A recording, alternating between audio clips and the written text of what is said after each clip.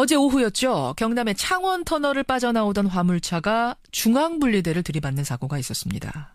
문제는 이 화물차에는 공장 기계에 쓰는 윤활유가 실려 있었는데요. 200리터짜리 드럼통이 30개, 20리터짜리 말통, 그 약수통 같은 거 있죠. 그게 40개가 실려 있었습니다. 그런데 분리대를 들이받는 순간 그 통들이 날아가면서 마치 폭탄처럼 터진 겁니다. 상대편에서 달려오던 차량 9대가 그 드럼통에 맞았고 순식간에 전소가 됐습니다. 이거는 마치 전쟁터를 방불케 하는 현장이었는데요. 그 현장에서 구사일생으로 탈출하신 한 분의 증언부터 들어보죠. 강현진 씨 연결이 돼 있습니다. 강 선생님 나와 계십니까?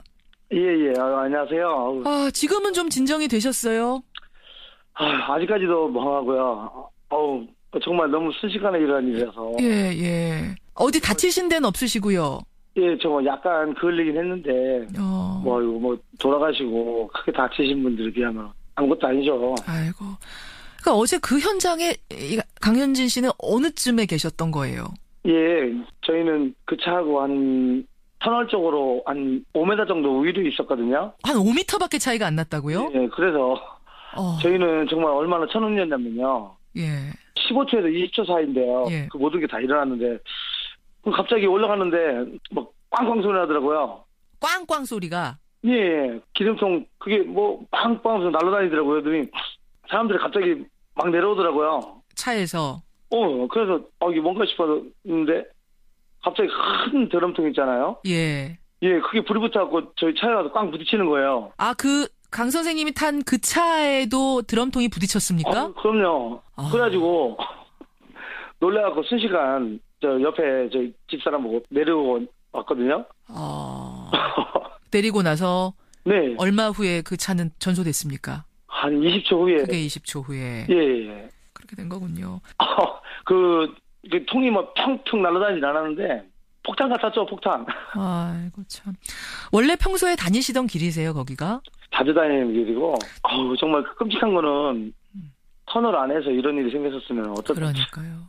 그나마 터널을 빠져나온 뒤에 벌어진 일이라 그나마 예. 불행 중 다행이라는 말씀을 지금 하시는 건데. 그렇죠. 그리고 거기 터널이 2km가 넘는데 예. 그런 터널을 옆에 안전펜스나 이런 거 좀 해가지고 했었으면 좀 낫지 않았을까.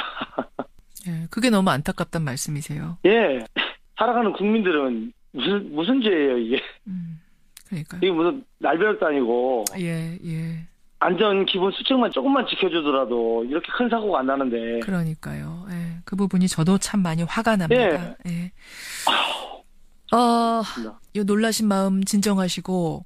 네. 예. 선생님 어려운 상황인데 이렇게 인터뷰 응해주셔서 고맙습니다. 네. 창원 터널 사고 목격자입니다. 정말 구사일생으로 탈출하셨네요. 강현진 씨의 목격담을 먼저 들어봤습니다. 여러분 어느 지점에 큰 문제가 있었는지 좀 느껴지시죠? 도로교통 전문가의 분석 들어보죠. 교통문화운동본부 박용훈 대표가 연결돼 있습니다. 박 대표님 나와 계세요. 네, 안녕하세요. 일단 사고 원인 부분인데요. 터널에서 지그재그로 터널 안에서부터 휘청거리다가 트럭이 터널에서 나오자마자 중앙분리대를 들이받은 겁니다. 네. 전문가들은 어떻게 분석하고 계세요? 경찰 주변에서는 일단은 브레이크 파열 등 차량에 이상이 있었을 것으로 보고, 예. 생각하는데 또 한 가지는 이제 졸음운전 같은 운전자 요인으로 이렇게 두 가지로 압축해서 보고 있거든요. 차량 이상이냐 아니면 운전자의 문제냐? 그런데 제가 보기에는 동영상을 여러 번 돌려보면서 봤는데, 일단 운전자 요인에 무게가 실리는 있는 것 같습니다. 물론 이제 차량 전매 감식을 해서 브레이크 파열 같은 건 조사를 해보면 나오겠습니다만은 일단 만약에 차량에 이상이 있어서 특히 브레이크가 듣지 않는 그런 상황이 됐다면 고령이긴 하지만 76세 정도면 운전을 꽤 오래 하셨을 것 같고 그렇죠.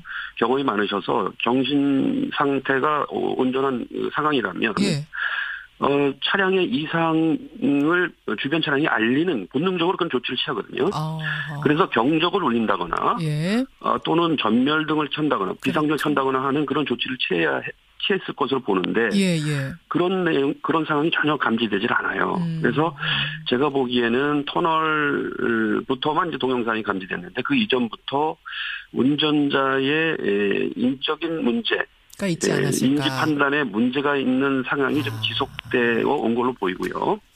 그로 인해서 직접적인 사고가 되지 않았는가. 알겠습니다. 이렇게 봅니다. 네. 하여튼 그래서 사고가 났습니다. 뭐 때문인지 네. 모르지만 사고가 났어요. 근데 트럭은 사실 중앙 분리대를 들이받고 섰습니다. 연쇄 추돌이 아니었어요. 따라서 그렇습니다. 네. 이렇게까지 커질 사고가 아니었는데 이렇게까지 커진 이유는 역시 싣고 있던 기름통 때문인 거죠. 그렇습니다. 일반 화물을 실었다면 이렇게 사고가 커질 이유가 없죠. 그렇죠. 지금 조사 중이랍니다마는 이 차에는 인화성 물질, 엔진 오일류로 이렇게 조사가 되고 있는데요. 엔진, 그게 조금 부정확한 것 같아요. 지금 나오는 것은 기계에 쓰는 윤활유란 얘기도 나오고, 뭐 엔진 오일이란 얘기도 나오고. 윤활유나 다 비슷한 계통입니다. 조금 발화점이 낮은 기름이었다라는 얘기도 나오고, 좀 섞여 있는 거였다는 얘기도 나오고, 이것도 좀 조사해볼 필요는 있겠습니다만, 어쨌든 그렇습니다. 기름류인 건 확실합니다. 기름류는 확실하고요. 다만 어제 불 붙은 걸로 봐선 인화성이 낮은 것으로 보이진 않습니다. 그렇죠. 불이 순식간에 붙어 있는 걸로 봐서는요.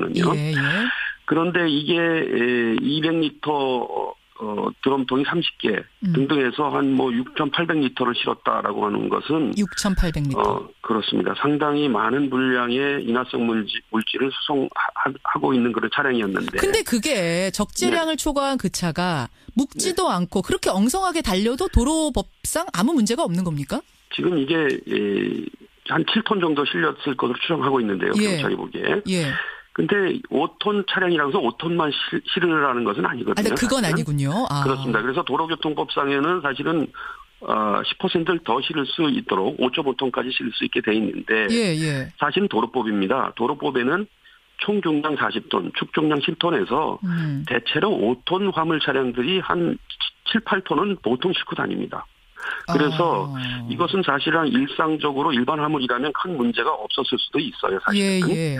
그런데 문제는 위험물 안전관리법상 큰 위반을 한 겁니다. 지금 위험물로 분류되는 것이 한 6가지 그 카테고리가 있는데요. 이게 인화성 물질에 해당되고요. 이 윤활유 계통은. 그렇죠. 그리고 이것은 그 인화성 물질 7개 중에 6번째인 그 제4석유류에 속하는데. 그러니까 어떻게 하고 다녔어야 되는 거예요, 그거를? 네, 그렇습니다. 이 기준은 이제 6,000리터까지는 위험물 운송 차량, 위험물 운전 지정자가 하지 않아도 되도록 이렇게 규정이 되어 있는 겁니다. 6,000톤까지. 근데 지금 6,800리터니까 이것은 위험물 운송 차량과 자격을 갖춘 그런 운전자가 이것을 수송했어야 되는 것이죠. 일단 자격을 가진 사람이 했었어야 되는데 지금 그렇지 않은 것으로 일반 화물로 수송했다는 것은 법 위반 사항이죠. 그러니까 사전에 화주나 운전자들이 어떤 경제적인 요인 때문에 이게 싸거든요. 일반 화물로 가는 것이.